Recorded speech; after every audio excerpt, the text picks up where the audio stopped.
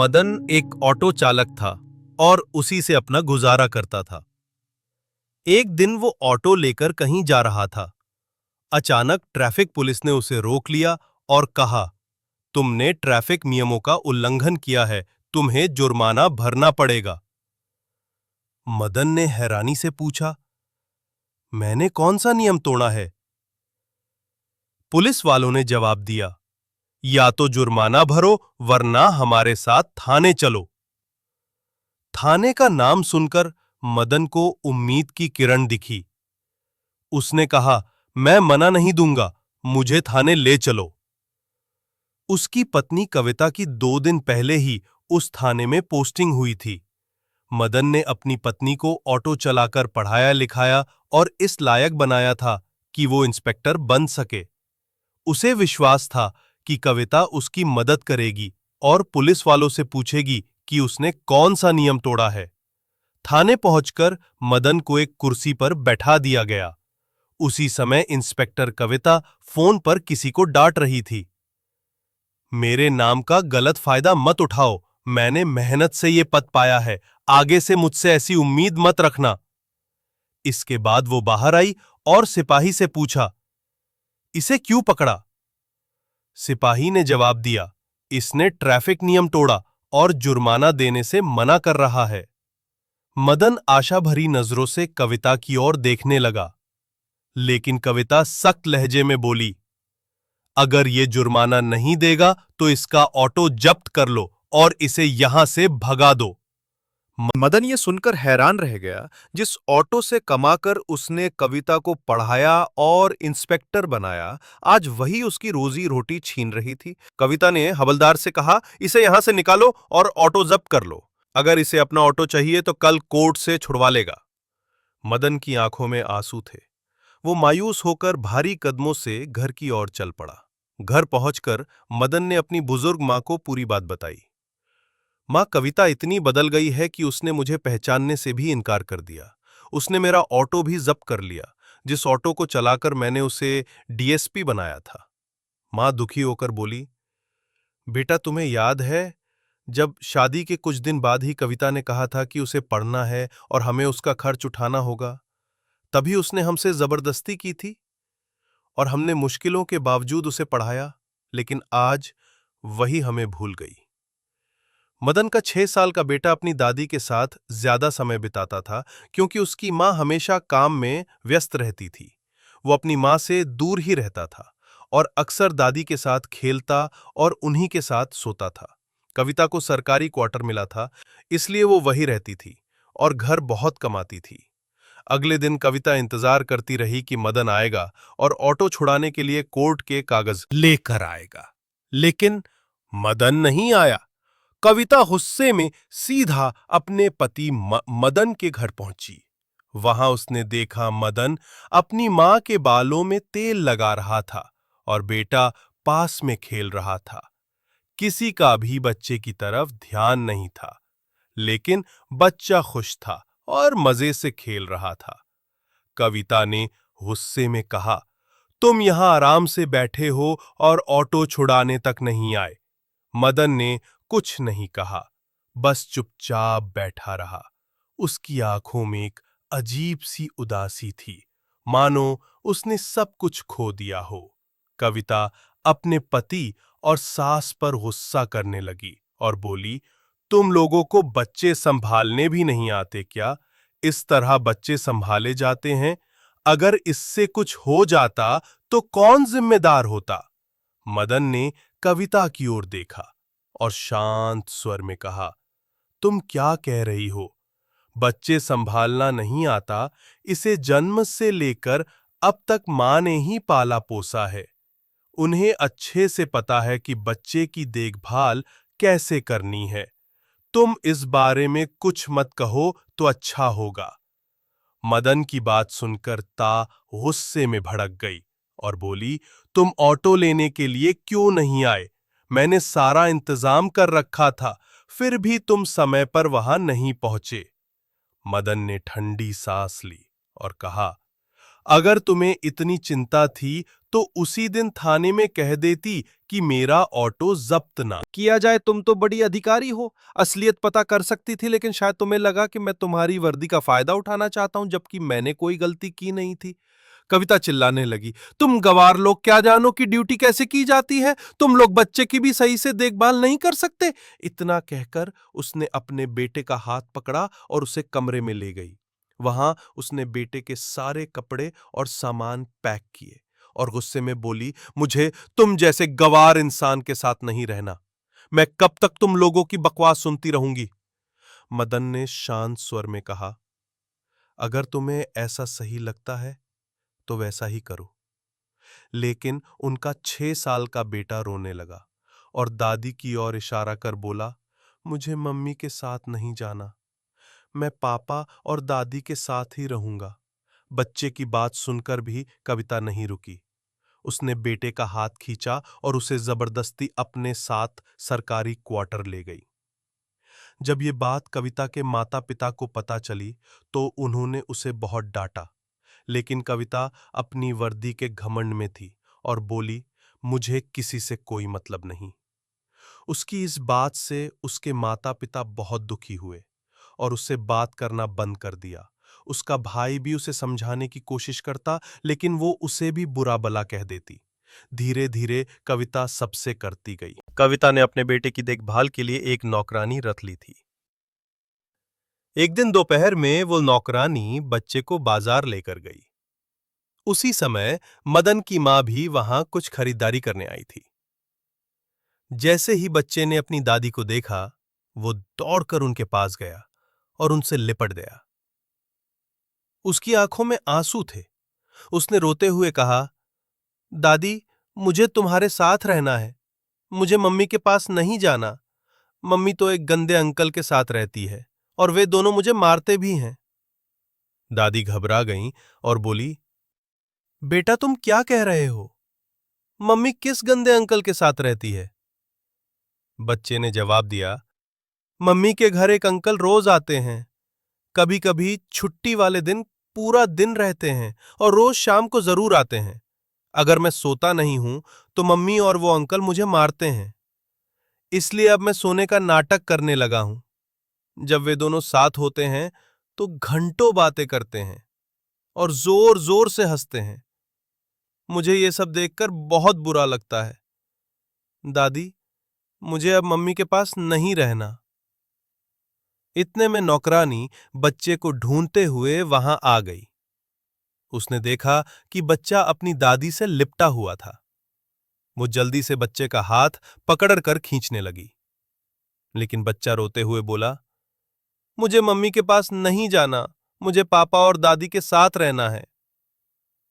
दादी ने नौकरानी से कहा, कोई बात नहीं, तुम आराम से अपना सामान खरीद लो, तब तक मैं बच्चे के साथ बैठी हूं। दादी का मन था कि वो अपने पोते को अपने साथ ले जाए, लेकिन वो मजबूर थी। नौकरानी ने साफ कहा था, मेरी मालकिन ने सख्त हिदायत दी है कि ये बच्चा उनके पास नहीं जाना चाहिए। दादी अपने पोते को समझाती है, बेटा अभी तुम्हें मम्मी के पास ही रहना पड़ेगा, लेकिन हम जल्दी ही आएंगे और तुम्हें अपने साथ ले जाएंगे। इतना कहकर वो बच्चे को समझा बुझाकर नौकरानी के साथ भेज देती है और खुद घर लौट आती है। दादी के दिमाग में बार बार वही बातें घूम रही थीं जो उसके पोते ने उसे बताई थी। उसका मन बेचैन था कि उसके बेटे की पत्नी इस तरह का गलत काम कर रही है। वो ये बात बेटे को बता नहीं चाहती थी, लेकिन आखिरकार उसे मजबूरी में सब कुछ बताना पड़ा। दादी ने मदन को सब कुछ बता दिया और कहा, आज बाजार में पोते से मुलाकात हुई थी। उसने बताया कि घर में कोई अजन भी अंकल आता है जो उसे डांटता और मारता भी है। मदन ये सुनकर चौंक गया। उसने तय किया कि वो खुद जाकर देखेगा कि आखिर सच्चाई क्या है। एक दिन छुट्टी वाले दिन मदन बिना बताए अपनी मां के साथ कविता के सरकारी क्वार्टर पर पहुंच जाता है। वो दरवाजे की घंटी बजाता है। अंदर से कविता नींद में ही दरवाजा खोलती मदन है और उसे देखकर घबरा जाती है। कविता गुस्से में पूछती है, तुम लोग यहां क्या कर रहे हो? मदन की मां बोली, हम अपने बेटे और पोते से मिलने आए हैं, इसमें गलत क्या है? कविता उनकी बात सुनकर चुप हो गई। मदन बिना कुछ कहे घर के अंदर चला गया। वहां का नजारा देखकर उसका खून खोल उठा। कमरे में बेड पर एक नौजवान आदमी लेटा हुआ था और उनका बेटा पास में सोया पड़ा था। ये देखकर मदन को बहुत गुस्सा आया। उसने गुस्से में कविता को एक जोरदार थप्पड़ मार दिया। कविता के गाल पर थप्पड़ पड़ते ही वो आदमी तुरंत उठकर बैठ गया और गुस्से में बोला, कौन है ये बदतमीज जो तुम्हें मार रहा है? कविता ने उस आदमी की ओर देखकर कहा, यही तो है मेरा निकम्मा गवार पति। मदन ये सुनकर और ज्यादा गुस्से में आ गया। गुस्से के मारे उसका शरीर कांपने लगा, लेकिन उसकी मां ने उसे शांत किया और कहा, बेटा धैर्य रखो। मदन ने अपने बेटे को गोद में उठाया और कहा, तो इसीलिए तुम यहां रह रही थी? दरअसल वो नौजवान आदमी कोई और नहीं बल्कि कविता का सीनियर था, जिससे उसका ट्रेनिंग के समय से ही अवैध संबंध था। अब जब सब कुछ खुल ही गया था तो कविता ने साफ साफ कह दिया, अच्छा हुआ जो तुम लोगों ने खुद आकर देख लिया। अब मुझे तुम जैसे गवार इंसान से कोई रिश्ता नहीं रखना। आज के बाद मेरी शक्ल मत देखना। मदन अपने बेटे को लेकर जाने लगा। उसकी मां भी चुपचाप वहां से निकलने लगी। तभी कविता ने मदन को रोककर कहा, जाते जाते ये भी कर दो। मैंने पहले ही तलाक के पेपर तैयार कर रखे हैं, इन पर साइन कर दो। मदन ने बिना कुछ कहे तलाक के कागजों पर साइन कर दिए और बेटे को लेकर वहां से चला गया। अब मदन अपने घर के एक कमरे में बैठा था। उसकी मां भी पास में ही बैठी थी और सोच रही थी कि बेटे की जिंदगी को दोबारा कैसे पटरी पर लाया जाए। तभी मदन की मां ने पुराना संदूक खोला और उसमें कुछ ढूंढने लगी। अचानक उन्हें एक कागज मिला। ये एक जमीन के कागजात थे। मां ने मदन को वो कागज दिखाते हुए कहा, बेटा देखो, ये क्या है? मदन ने ध्यान से पढ़ा और पता चला कि वो जमीन करोड़ों की थी। इसके बाद मदन ने वो जमीन बेच दी और करोड़ों रुपए मिल गए। अब उनके पास पैसे आ गए थे। उन्होंने एक अच्छा सा घर बनाया। मदन पढ़ाई में बहुत अच्छा था, लेकिन अपनी पत्नी की पढ़ाई के लिए उसने खुद की पढ़ाई छोड़ दी थी। अब उसने फैसला किया कि वो अपनी पढ़ाई पूरी करेगा और एक अच्छा मुकाम हासिल करेगा।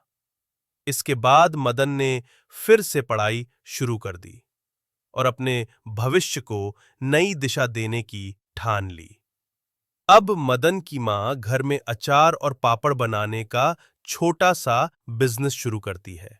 कविता की जो मेड थी, वो भी मदन की मां की मदद करने के लिए आ जाती है। धीरे धीरे सब मिलकर मेहनत करते हैं और उनका बिजनेस अच्छा चलने लगता है। उनके पास पैसे आने लगते हैं और अब मदन को पैसों की कोई कमी नहीं रहती। वो अपनी पढ़ाई पर ध्यान लगाता है। कुछ समय बाद, लगभग 2 साल बाद, मदन का एसपी के पद पर चयन हो जाता है। एसपी बनने के बाद मदन का नाम मीडिया में छाने लगता है। लोग उसे ऑन्टो वाला एसपी कहकर बुलाने लगे। उसके बारे में इंटरव्यू लेने के लिए कई लोग उनके घर आने लगे। मदन अपनी ड्यूटी करने के लिए उसी इलाके में पोस्टिंग करवाता है जहां उसकी पत्नी कविता की पोस्टिंग थी, लेकिन कविता अपने सीनियर अधिकारी के साथ अवैध रिश्ते में थी। उस अधिकारी ने कविता का एक वीडियो बना लिया था जिसमें वो रिश्वत ले रही थी। वो वीडियो बार बार उसे धमकी देकर दिखाता और उसे परेशान करता। कविता को अपनी गलती का एहसास होता है, लेकिन वो कुछ नहीं कर पाती क्योंकि उसने मदन से तलाक ले लिया था। समय बीतने के साथ कविता की हालत और भी खराब हो जाती है। वो जानती थी कि उसका प्रेमी पहले ही शादीशुदा था और उसके 2 बच्चे थे। एक दिन उसने उस व्यक्ति से ये सवाल किया तो उसने उसे धमकी दी, अगर तुम मुझसे कुछ भी कहोगी तो मैं तुम्हारा वीडियो सबको दिखा दूंगा और तुम्हारी नौकरी भी चली जाएगी। इस डर से कविता चुपचाप अपनी जिंदगी जीने लगी। उसने खाना पना छोड़ दिया, अच्छे कपड़े पहनना बंद कर दिया और उस आदमी ने उसे फोन भी रखने से मना कर दिया था। एक दिन जब एसपी साहब के स्वागत के लिए पार्टी रखी गई और उस पार्टी में कविता को भी शामिल होनी थी, वो जब पार्टी में शामिल हुई तो उसे स्टेज पर बुलाया गया और कुछ शब्द कहने के लिए कहा गया। जैसे ही वो स्टेज पर चढ़ी, उसे चक्कर आ गए और वो बेहोश होकर गिर पड़ी। कविता को अस्पताल ले जाया गया। मदन, अब जो एसपी थे, वे देखे कि वही कविता जो पहले घमंड में रहती थी, आज बहुत कमजोर हो गई थी। वो अब ठीक से खा भी नहीं पा रही थी। अस्पताल में डॉक्टर ने कहा कि कविता की हालत कमजोरी के कारण खराब हुई है। मदन को यह सुनकर बहुत हैरानी हुई। वो सोचने लगा, एक इंस्पेक्टर को ऐसी कमजोरी कैसे हो सकती है। कुछ दिन बाद कविता सोचने लगी कि वो कभी मदन से मिलेगी और उसे सारी सच्चाई बताएगी। तभी एक दिन जब कविता मार्केट में जा रही थी, उसे अपनी सास मिल गई। वो अचानक अपनी सास के सामने आकर खड़ी हो गई और कहा, माँ जी, आप कैसी हैं? सास ने चश्मा नहीं पहना था और उसे पहचान नहीं पाई। वो बोली, तुम कौन हो और मुझे माँ जी क्यों कह रही हो? तब कविता ने कहा, माँ जी, मैं कविता हूं। क्या आप मुझे पहचान नहीं पा रही है? कविता की सास को उसकी शक्ल नहीं पहचान पाई, क्योंकि उसकी हालत बहुत बदल चुकी थी। सास ने कहा, तुमने मेरे बेटे को ठुकरा दिया, मुझे तुम्हारी कोई जरूरत नहीं।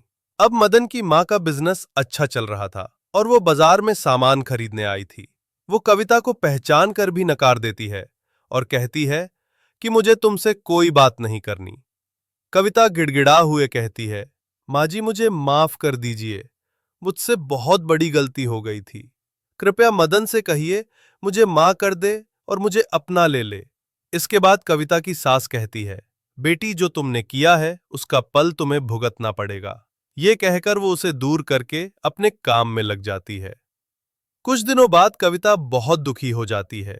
वो एक दिन उस आदमी के पास जाती है जिससे वो फंसी हुई थी और कहती है, चाहे तुम इस वीडियो को वायरल कर दो या मेरी जान ले लो, मैं अब तुम्हारे पास नहीं रह सकती। ये कहकर वो वहां से भागकर मदन के घर आ जाती है और दरवाजा खटखटा है। जब मदन दरवाजा खोलता है तो वो देखता है कि कविता बहुत बुरी हालत में खड़ी है। वो पूछता है, कौन हो, क्या चाहिए? कविता कहती है, मदन, मैं तुम्हारी पत्नी हूं और ये तुम्हारा बच्चा जो मेरे पास है। मदन कहता है, मैंने पहले ही कूटे ही तुम्हें तलाक दे दिया है और हाँ, ये बच्चा अब मेरे पास रहेगा और अब मुझे तुमसे कोई मतलब नहीं है। अगर तुम आज के बाद यहां आई तो मैं तुमसे बुरा बर्ताव करूंगा। मदन ये कहकर दरवाजा बंद कर देता है। कविता की आंखों से आंसू बर रहे थे और वो जोर जोर से रोने लगती है। मदन की मां ये सब सुन रही थी, लेकिन वो कुछ नहीं कहती, क्योंकि उसे ये सब पहले से ही पता था कि कविता ने मदन के साथ बहुत गलत किया था। कविता बाहर जाने लगी, तभी उसे पता चलता है कि उस आदमी ने जो वीडियो बनाया था वो वायरल हो गया है। इस वजह से उसकी नौकरी चली गई। अब वो बहुत परेशान हो जाती है और अपने भाई को फोन करती है, लेकिन उसका भाई भी उससे नफरत करता है, क्योंकि कविता के कारण ही उसके माता पिता का निधन हो चुका था और उसका भाई ये फैसला कर चुका था कि वो अब अपनी बहन से कोई रिश्ता नहीं रखेगा। अब उसका भाई भी उसकी मदद नहीं करता है। वो आदमी जिसके साथ कविता का अफेयर था, वो कविता के साथ जब तक जी चाहा खेलता रहा और फिर वीडियो को वायरल भी कर दिया था। अब कविता की नौकरी भी चली गई थी और वो पागलों की तरह इधर उधर घूमने लगी। कुछ दिनों बाद उसकी इतनी तबीयत खराब हो जाती है कि एक दिन उसकी मौत हो जाती है।